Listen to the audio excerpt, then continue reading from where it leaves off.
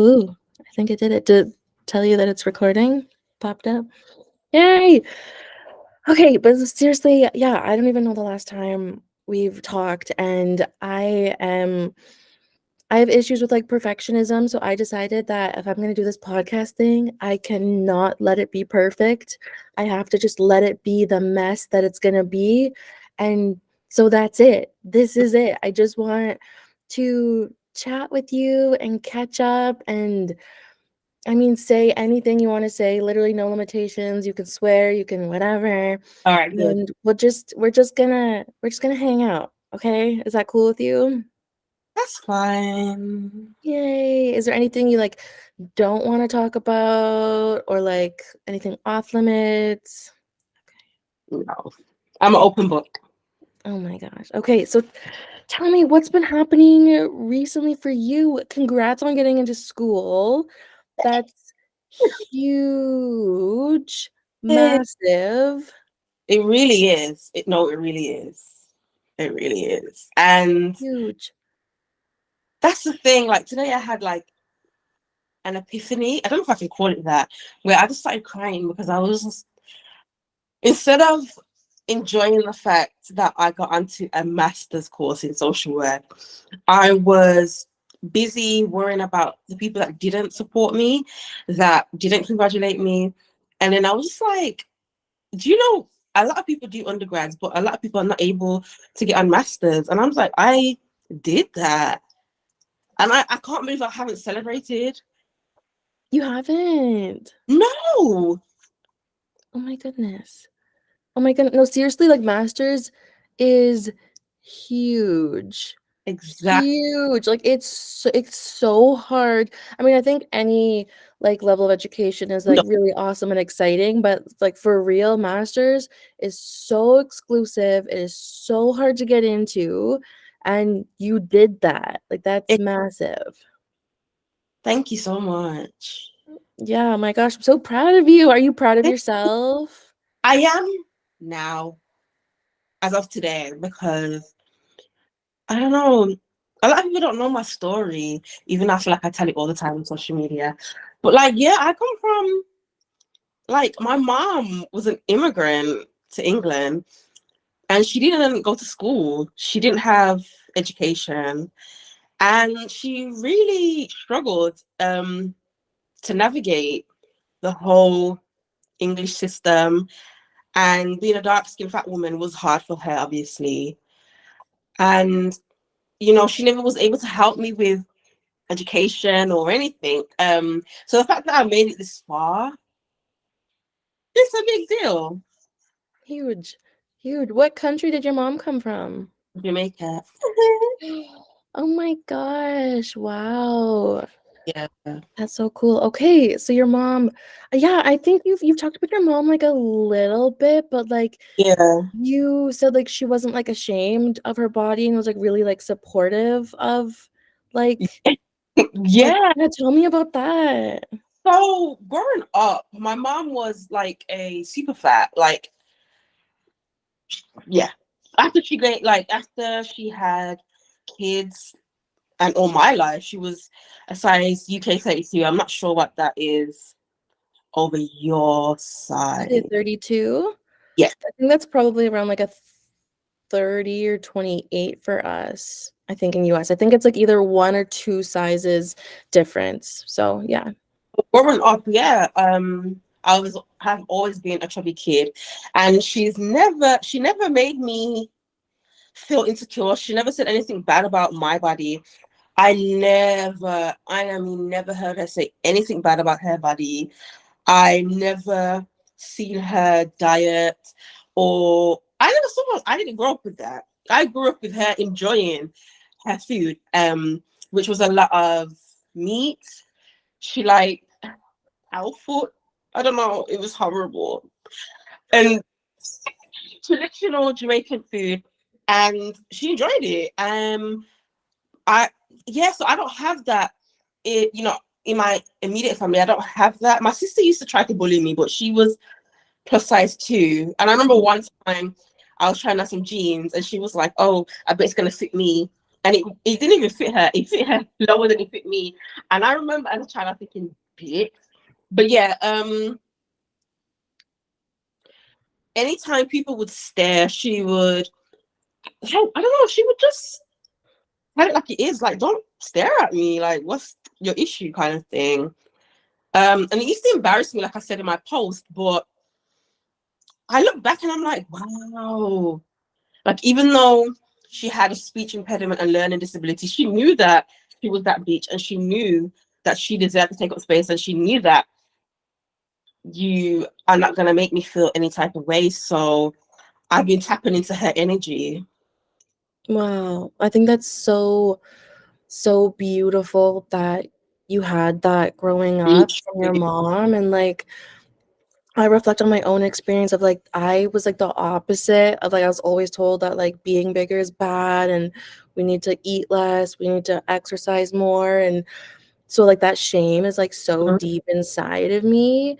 Um, yeah, just from that. So I like when I hear that, I'm like, wow, like obviously there were so many different struggles, but like I love that you had such a positive like body representation Yeah, from your mom. Like that's so beautiful.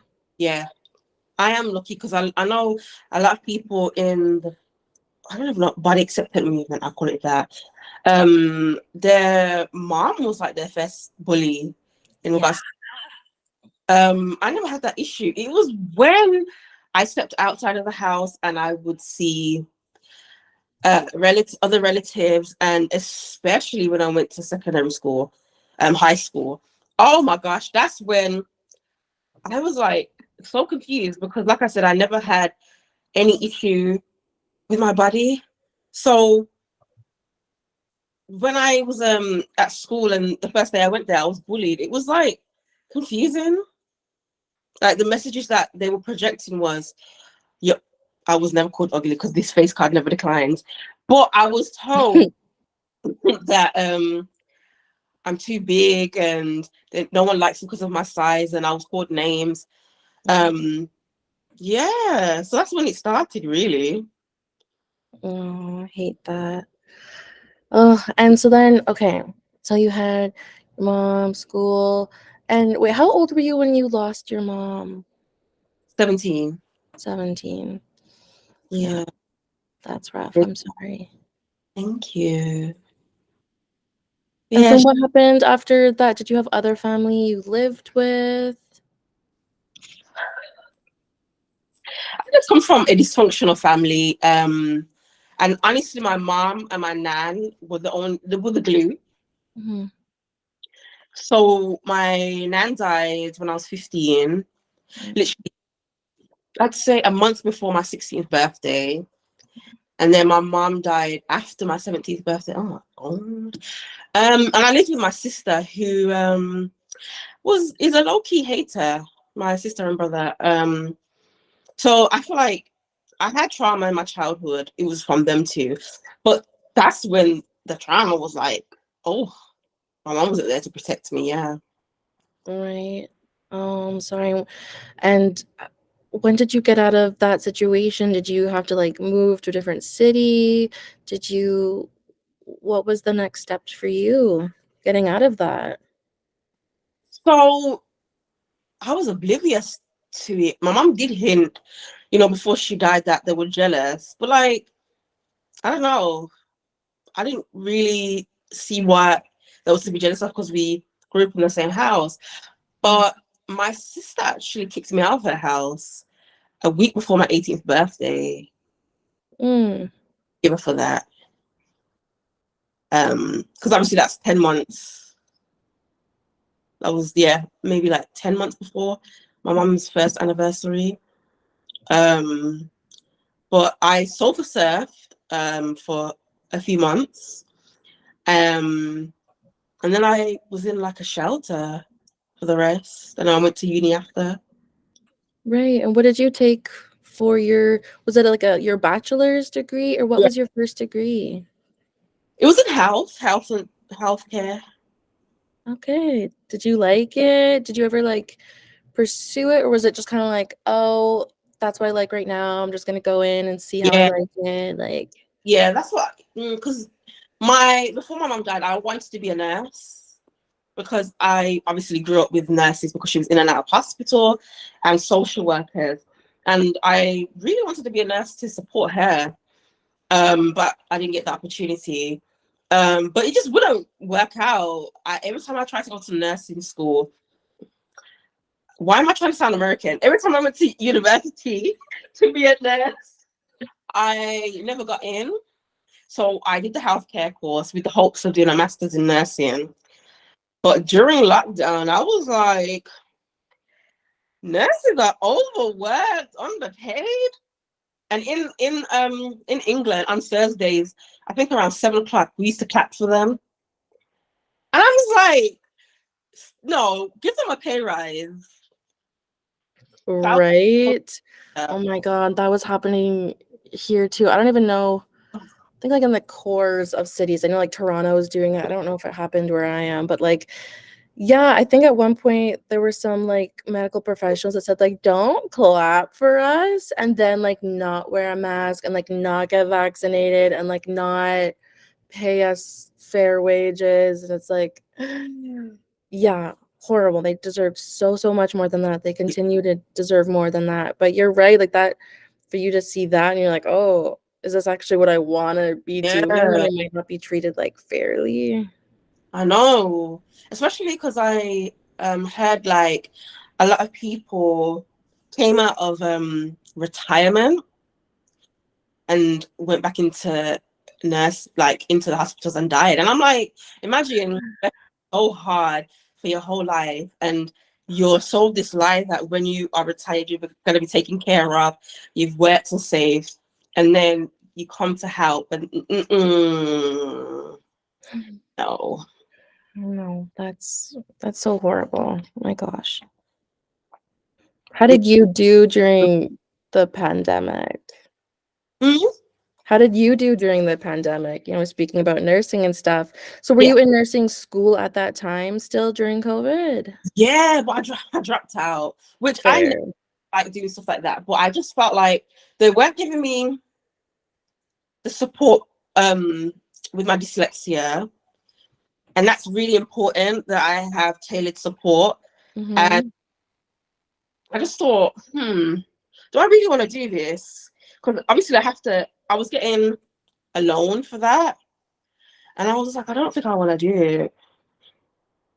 it. So I dropped out and then I went back into like childcare, and I was just like, I'm so underpaid here and no one appreciates me. And I was like, I want more for my life. But at that time, another housing situation happened. So I couldn't focus on like education at that point. Mhm. And then, but oh yeah, during lockdown, I had a boo.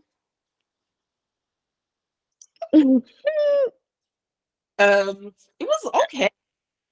I did struggle kind of with my mental health. But other than that, I guess I had a partner to distract me. Yeah. How did you cope? Was you? Actually, during that time, I was in like a full-time therapy program. So I was like, I had to actually take a semester off of university to go do this like full-time therapy thing because my mental health was just like trash. Mhm. So I was doing that like 8 hours a day, and then I'd come home, watch TV, sleep, go back the next day. So I think it was actually a really good thing for me is that I didn't go anywhere or do anything. All I was doing was like this therapy program. Also, I'm like a really introverted person, Mhm. weirdly, even though like I can be outgoing at times. So I love just staying home and being by myself and like not having to do things or not people being like, "Oh, Rafael, like go do this and go." Like, Mm. no, there's a pandemic. I have to stay home and cuddle on my couch in my blanket. So for me, I know that's a really privileged thing as well as being able to stay home where a lot of people had to continue going to Yeah. work, and also being in Canada, they gave us money to stay home. Like they paid us, was it monthly? I don't know, but they gave us money to stay home, which I don't think. Did you guys get any of that? Because I was gonna say, like, I know the US didn't get shit. I think they got, I don't know if they got anything. Uh, Um, is it a stimulus or am I making that up? Good for yeah, some people, maybe. not a I lot. remember hearing some drama, right? About like people like saying they needed money, and I think they got like one check of like such a low amount that it wasn't even worth it. We're like, yeah, so Canada gave out a lot of money, which was nice, but then they kind of gave out too much money, and then they're like, "Hey, can you guys like give back the money? We gave you too much." It was crazy. So, like Oh, that's a huge privilege, I guess, of being in Canada was like, okay, I could mhm, still pay for food, I could still, pay rent and the basics and oh, mhm. what a crazy time. And so, yeah, I don't even know what it's like. So where are you now? Because you were in London, right? And then now you're not. I'm in Birmingham. It's the second biggest city, but it's trash. Really? I mean, yeah. What's it like? I've never been. Once you've lived in London and you've experienced the beautiful buildings, the nice. I mean, I haven't experienced it. I walk past the big buildings and the nice restaurants, and just I feel like London. There's a place called Piccadilly Circus, and I feel like it looks like Times Square a bit. Mm, But yeah, I feel like once you've lived in London, like, and you maybe Manchester, and you come out, it's just nothing can compare. It's it's Birmingham. It's I hate it, but it's where I can get affordable housing, so that's fair. it's what I gotta do. Yeah, right? Like, I can't even imagine the living situation in a huge place like London. Like, I bet it was just disgusting. It was the I can't. It was one of the worst times of my life, but I've Mm. had many. But one thing that I can't believe I'm saying that I'm grateful for is that it was something that I put on my vision board. It just didn't work out the way I wanted it to, and I think that's just unfortunately a part of life. But I was years, and I feel it was needed because at the moment I'm going through therapy as well. Because like being back in a place that a lot of trauma, I've suffered a lot of trauma is quite difficult. So I feel like if I had come back after uni, I don't know what mind space or whatever I would have been in. Right. Okay, so it's like this where you were like born and Yeah, raised. Okay, so yeah, yeah, as you said, like going back to where everything kind of happened, and yeah, that's tough. Oh my gosh. I mean, like, do you think you'll ever? Because I know you said like, sometimes life doesn't work out like that, and like, do you think a possibility of like maybe one day in the future you could go back to London if that's kind of where your heart is, or maybe you'll find a better place that I'm feels hoping. better for you? I'm hoping so. Rafaela, I have to get on this course because I I don't know. I just feel like I just walk around the area and I just see so many people struggling with mental health issues.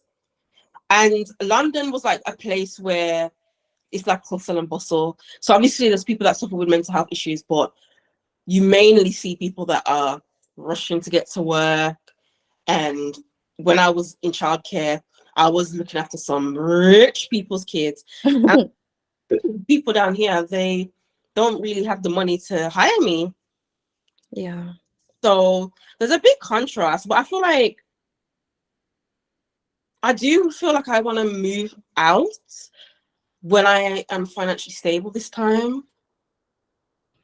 I think that's a really good goal, right? Like, okay, like how can we focus on like, yeah, financial stability and then okay, getting out of this environment. Yeah. Like, yeah, if you think a hustle and bustle in place like London is like more suited for you, like, yeah, I hope in the future it happens for you. And for me, like I'm Mm-hmm. learning that sometimes things take time because for so long I've been like, I want everything to happen literally right now. I want like stability to happen right now. I want the place, like the house I'm living in or where I'm living or whatever, my career to happen right Yeah. now. And then it hasn't. And I'm like, oh, okay, so like maybe I have to like be patient or something. And people keep saying like everything takes time and you have to be patient. And I hated that because I'm like, I don't want to wait. I don't want to keep struggling and Yeah. waiting for things to suddenly get better. I want things to get better now.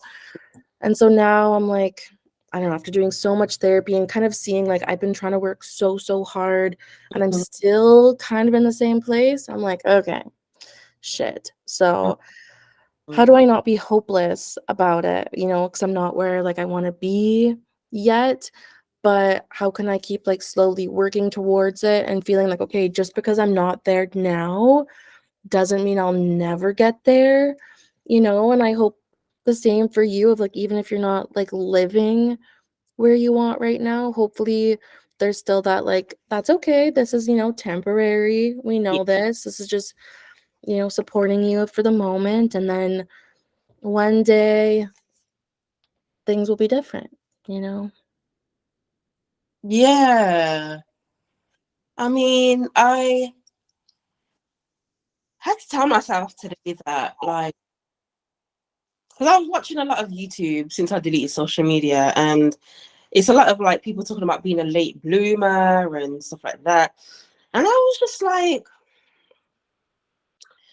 I hadn't had, I've never had a stable beginning. I never had stability in any form, apart from education. And I feel like, although I hated the journey, I had to just take time to appreciate just how far I've come. Like, even though, because I said this to my therapist, I'm doing all of this self improvement and I don't see shit happening. But I was like, I'm more self aware and I'm trying to be more compassionate with myself. And I feel like that is the healing. Me applying for a master's is me believing in myself because I never used to. So I just feel like the healing might not come the way the spiritual talk tells you, because, but it comes in the way that you need it. And I feel like we're constantly rushing. When I told someone about me going to uni, they were like, "Oh, next is a car." I'm like, first of all, let me like bask in the fact that I got onto the course first, and let me figure out what I need to do first. Let me just take space to just process everything, because I've been living in survival mode my whole life, and it's always, I need to do this, I need to do that, I need to get this, I need this house, and I need this. And when I say this, well, last year and now, I've been so burnt out to the point where I had to start working because I just couldn't function. And I refuse to let people on the internet, what's the word? Rush me. No, I really do, because I remember, I don't know if you've seen Black Panther, but there's a lady there that, I think in her 70s or 80s, she became an actor. Mhm. Like, I'm 29. Like, to society, that's old, but I don't care. I still feel young. I am young.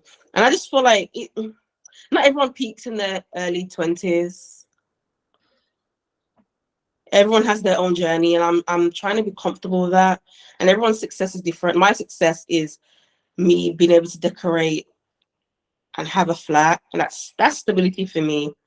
Um, and me getting on my course and becoming a social worker, that's success.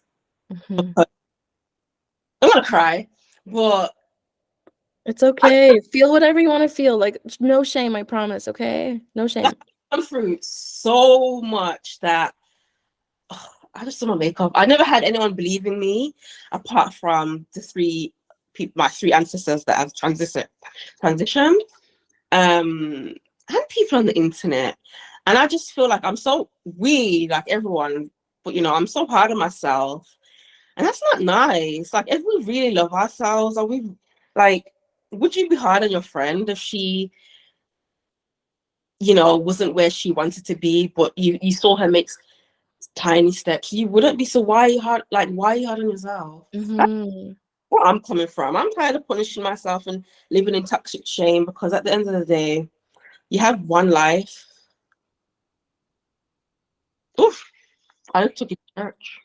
Oh my, no, see, that like resonates so much with me. Like I am so hard on myself as well. But then when I think about, yeah, a friend or like even like I'm so proud of you and like you're doing so well and you're right, like success doesn't have to be like fame and fortune and being like a million followers on TikTok, like all these things that we're kind of told it has to be. Yeah, But it's like if you, yeah, have stability, you have comfort, you know, if you're like a social worker and you know you're making a difference in the world and you're yeah, helping people while also taking care of yourself, why is that not like exactly. the utmost like success you can have, That, right?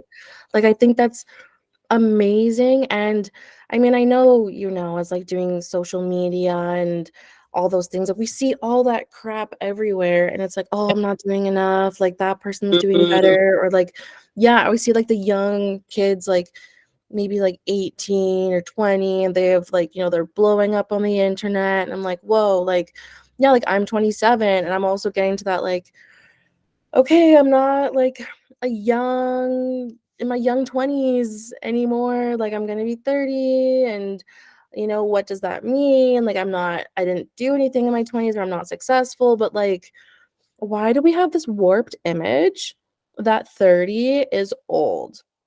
And we like tell ourselves that and we people are shamed and we see on the internet like, oh, yeah, this woman looks good for 30. I'm like, good for 30?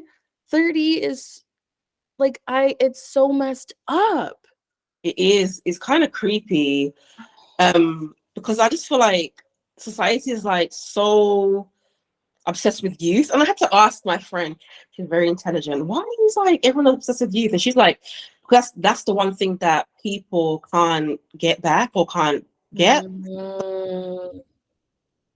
Fame, fortune, wealth, but they can't be younger. And I was like, damn. I was like, wow, that's actually true. And I'm just like, 30 is not old. I don't think 40 is old, because if a person unfortunately passes away at 40, we're gonna say that person was young. Because Mhm. when pass away, you usually think 80, 70, 90. Mhm. I honestly feel it's, can I say the word? The P word. Mhm. It's like pedophilia. Let's keep it real. I was Like, thinking that too as you were talking. I was like, you're right that we kind of like idolize the youth, like these yeah, young girls, these whatever, like that's this gold standard.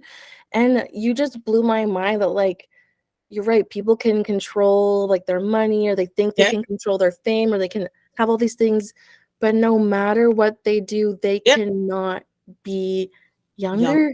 No matter how much they try or how much they have Botox, or that Yeah. is like one thing that is absolutely out Mm, of their control, which is mind blowing to think that that's something that's being like commodified or being like a gold standard for some reason of how young someone can appear. But like when the reality is, the older you get, it means you didn't die. And like, why is that not mm, celebrated so much? Like, holy shit, look, I've lived 30 years. That's so cool. I made it. You know, like yeah, I didn't give up.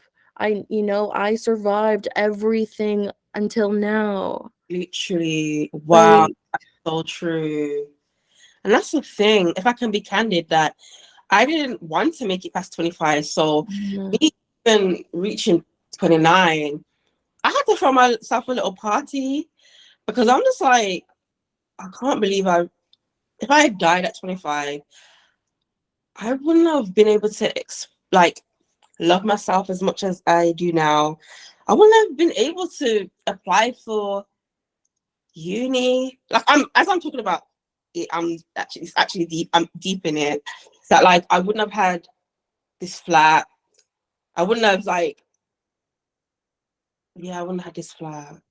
I wouldn't have had this safe space. And I really had to delete social media, because I know that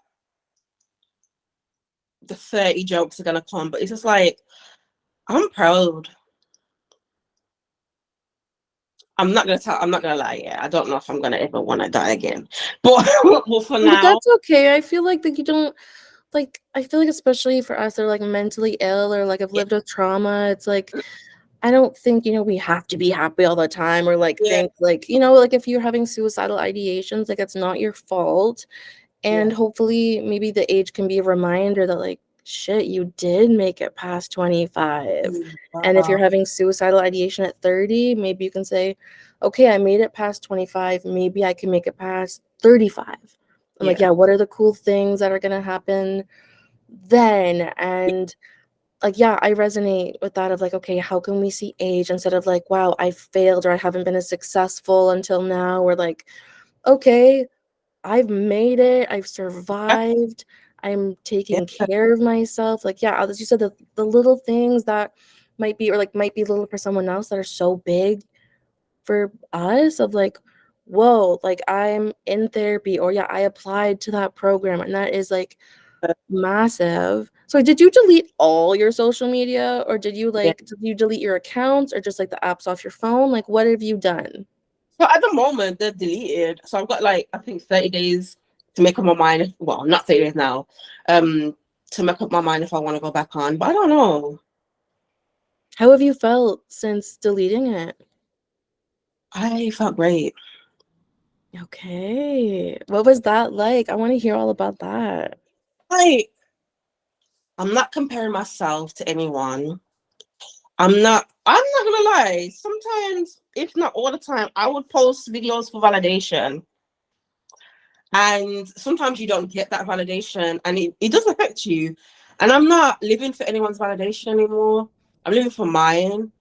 Um, I did the extreme and I cut off a lot of friends as well. So I'm like a loner. But I don't feel we were compatible.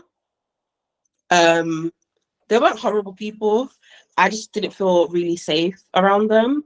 And I didn't feel safe on social media because I felt surveilled, Hmm. especially by like now being in my hometown, like people from my secondary school were finding me. And it was just like, Um, it was weird. And I just felt like I just wanted to get out of public, out of social media and get into myself because I really have struggled with my mental health and I needed to work on my mental health without the outside world and everyone's opinion. yeah. Oh my gosh. I think that's huge. I think even deleting that, taking a step back is huge to be able to see how you actually feel, because we can say like, oh, like sometimes I just want to like, throw my phone in the garbage or delete social media, but then I don't do it because I'm scared of like what am I losing. So for Mm-hmm. you to do it and say, whoa, I feel better, I'm not worried about what random people from the past years that I've met are like thinking of me or seeing, like I do that a lot of like, oh, is my family watching this? What are people thinking? Like, what a horrible feeling. Yeah, it's true. And it's like I put it with myself around family and on social media myself, and then people will be sending my videos around, and it's like Mm, that's not nice, and it just feels like um gossipy, and I just feel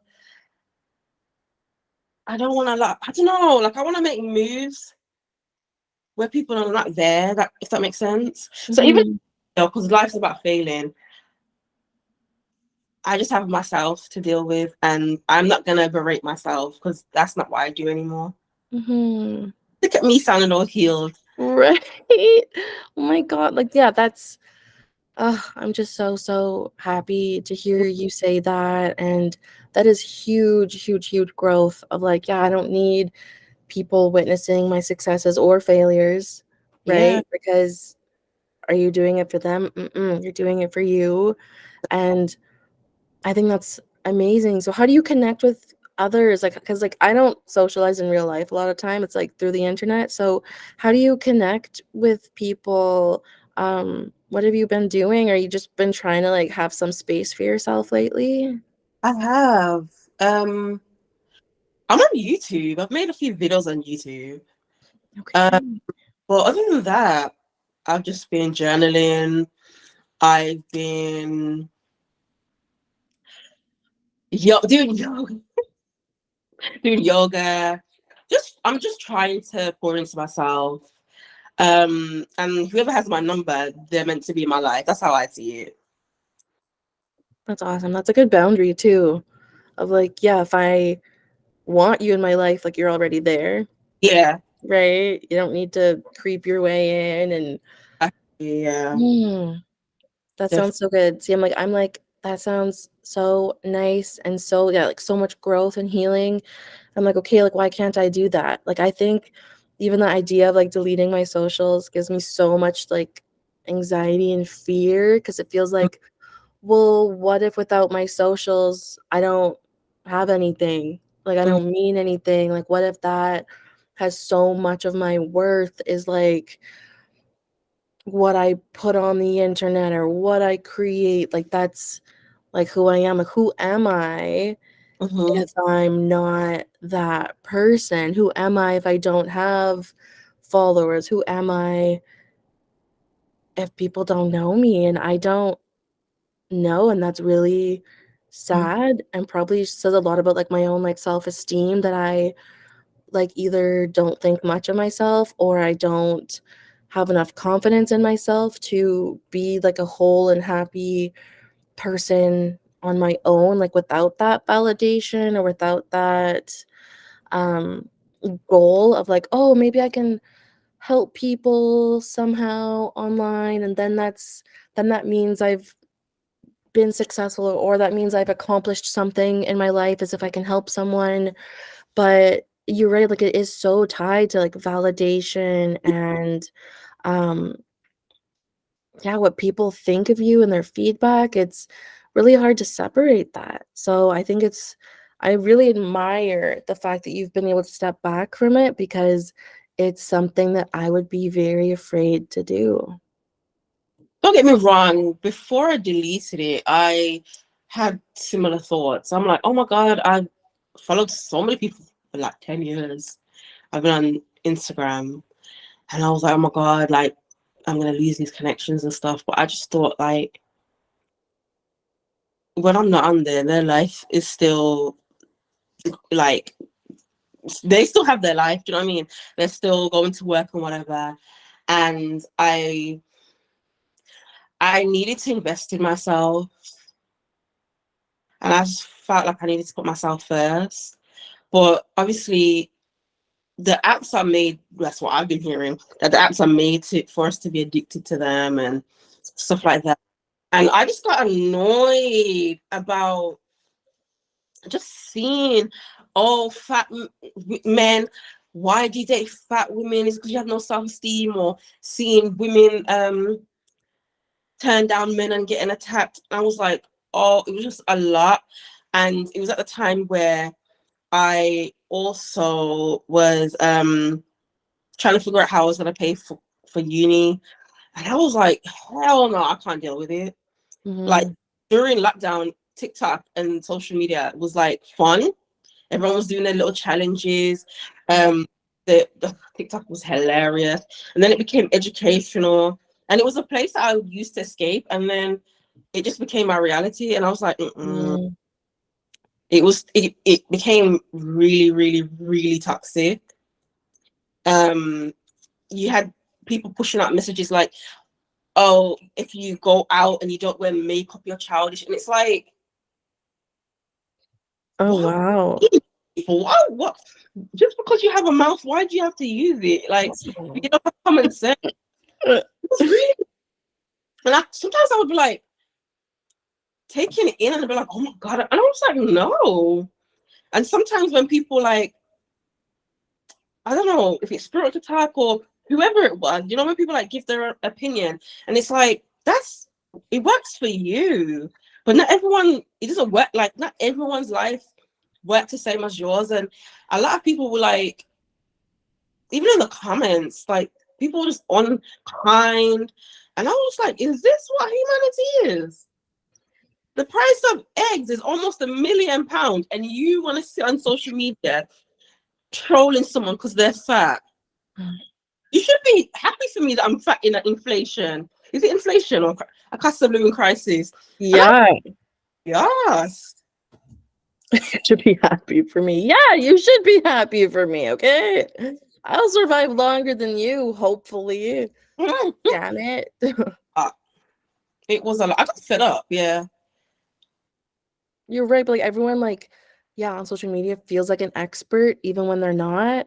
Like they have no training, but they're like, "Well, this is my life experience and therefore everyone else who doesn't agree with me is stupid and Yeah. wrong." And you have like everyone doing that to each other and just makes you want to like bang your head against a wall. Literally. And I saw so many people, especially in America, that were like crowdfunding, and the things that people would say to them, it was just like, this person's literally had to come on social media to ask for help, clearly because they don't have it, have Mhm. their lives, and you're just horrible. You're being horrible to them, and you might be in the same situation. And it was just like, it made me realize just how unsafe and unkind the world can be. Mhm. And everyone's like skeptical of everyone, especially like with the Lizzo situation. I'm not picking up for her, but the way that people came for her as a black fat woman, and it's like there's men that have done worse, and no one has cancelled them or took them. Mhm. I'm not saying what she done was right, or I don't know, but I just feel like I would see in her comments, "Oh, so we're gonna skip past this," and it's like, have you not done anything wrong before and overcrossed people's boundaries? Like, chill the fuck out. Like, yes, we have to hold her accountable, but it's like, who are you? Literally, that's exactly it's like, okay, we can say like, "Oh, these are like shitty things," or "We don't agree with these things." And people were totally using it as an Yeah, excuse to be like anti-black, yeah, anti-fat, right? They were just like, "Oh, this is the opportunity to just like attack for things that mm, have nothing to do with the situation at hand." Where you're right, like a thin white man, like it wouldn't have been anything like that. exactly. I know. Yeah, you're right. Having different, like, marginalizations definitely makes being on the internet way Yeah, worse, and I don't think some people realize that. They're like, "Oh, like, yeah, like, you're too sensitive or blah, blah, blah," but it's like, "No, you don't get it because 'cause you're not just attacked for one thing, you're attacked for multiple things all at the same time," and it's just uh, disgusting. I just wanted to go back to what you said about you feeling like you don't have worth outside of social media. That's is valid. Like, obviously your feelings are valid, but it's a damn lie. Like, he was born worthy. I keep saying this. You see on the sonogram when your Oh, mom, you was worthy then. mhm, You was worthy when you came out, and you will always be worthy. You die worthy. And I feel like we have to like really believe that, like drum it into our heads that we were born worthy, and nothing can take away our worthiness. mhm. How did you like, get to accept it and know it in yourself? Because like, I can, like, know it logically, like, "Yeah, I know that everyone's worthy, and so that also means me." But, like, how do you feel that? How do you, like, keep that in your body almost? Trauma. And I around Christmas I printed off baby pictures, because obviously when you're an adult, obviously you can no longer think from a child perspective. So when I used to look back at my child self, and I would be like, oh my god, I did that, and I'd be like, oh, shame myself. And it also helped that I worked with children. I'd look back at Betty, that is my favorite, and she'll be my age, and I'll be like, would I really shame her for being a child and be doing something silly? Children are silly. That Mhm, that's the aura or whatever the word is. And I just had to literally stare at my baby pictures, cry, mhm, just say that in that picture you was worthy and you're worthy now. And a lot of the things that people have shamed me for or shamed us for is all we knew at that time. And all it took was someone investing in us to tell us that it was wrong in a loving way. And I just feel like the fact that we punish ourselves, and that's just the whole world is full of punishment. You don't pay your rent, punished. And I just feel like we don't deserve punishment. And I just had to literally journal all my negative thoughts about myself. And I just sat with myself and I said, no, I I don't feel that way about myself. These things were given to me, especially about how my body is. Those were given to me, and basically, in a nutshell, inner child healing. Inner child healing. I think Yes. that's the hard stuff. But I think that is so powerful. Yeah, as you said, looking at your baby pictures, Yeah. realizing you were just a kid. And yeah, you would have so much grace with another kid. So Yeah. why don't you have that grace with yourself? Exactly. Mm.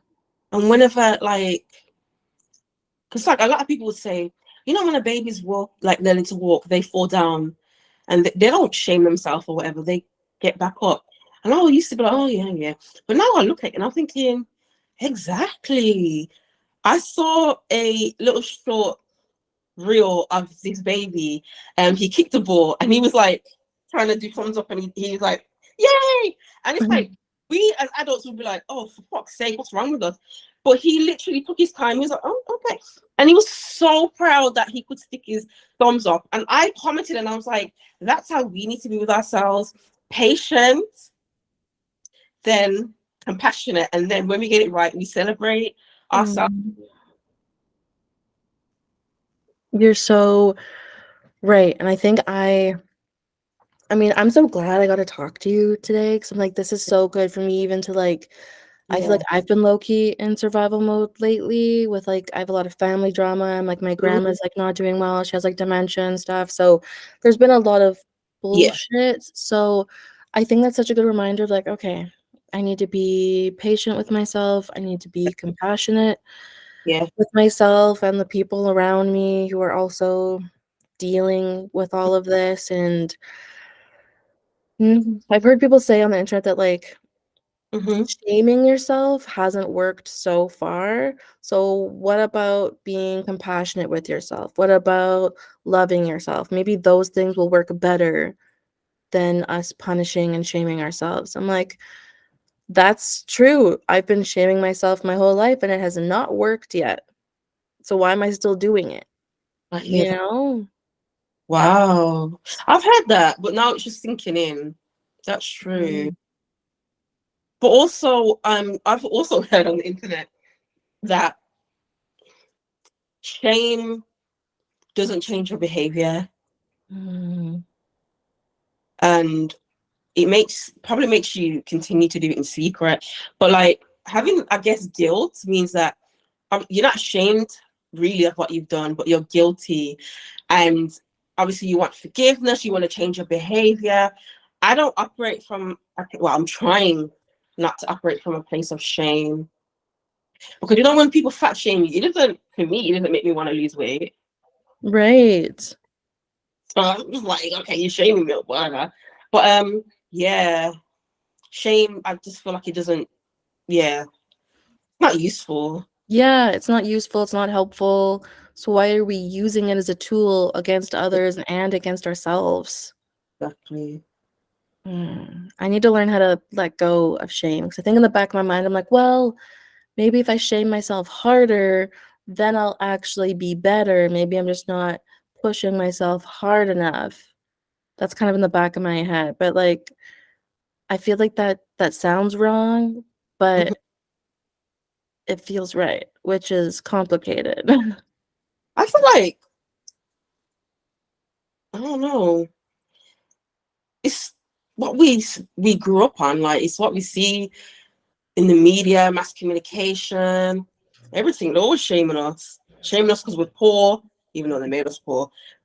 Every minute we're just shamed. So I feel like we internalize it, Yeah, unpack it gently with ourselves. I don't know. you're right. I think that's probably like what I need to do now is like, yeah, unpacking that. Where did the shame come from? Yeah. Can I give it back to them, whether it's society, whether it's my family? Can they hold on to that shame Mm, instead of like me carrying it mm, around, And I want to follow your lead by like, okay, what's not serving me anymore? And how can I let go of that? How can I focus on myself yeah. and celebrate my wins and accomplishments and not shame myself when things don't go exactly the way I wanted them to? And I don't want to by any means like gloss over your struggles or say like you're healed now. Like obviously we're all on this journey and I Yeah. know you still have your stuff and I just yeah, really proud of you and I'm so proud to know you and call you a friend and I don't know when I'll be able to get my butt over to England, but I will one day. You will. I'll come see you, okay? It's the giving away money. Oh my gosh. But yeah. Um, oh, just take it easy, one day at a time. Take it One one day. day. Yes. Oh my gosh. Well, thank you so much for even just taking the time today to hang out with me and talk. And I hope it's okay. How are you feeling? Are you feeling okay? Are you feeling drained? No, I'm feeling okay. I'm feeling alright. I'm gonna make something to eat. Yeah, good. Me too. I haven't really eaten yet. So I'm like, okay, let's go eat, get something. And yeah, I just appreciate you so much. Appreciate you too. And text me whenever. I'll be around and I'll also share this video. I mean, when it's done, if you want it, post on YouTube, whatever.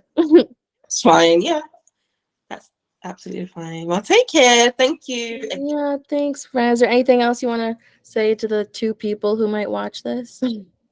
My GoFundMe. I need help. Yes, yes, yes. If you send me the link, I'll put it like in the description of whatever this is, so then it'll like live there. Okay. All right, that's fine. All right, take care. Okay. Thank you so much. Bye.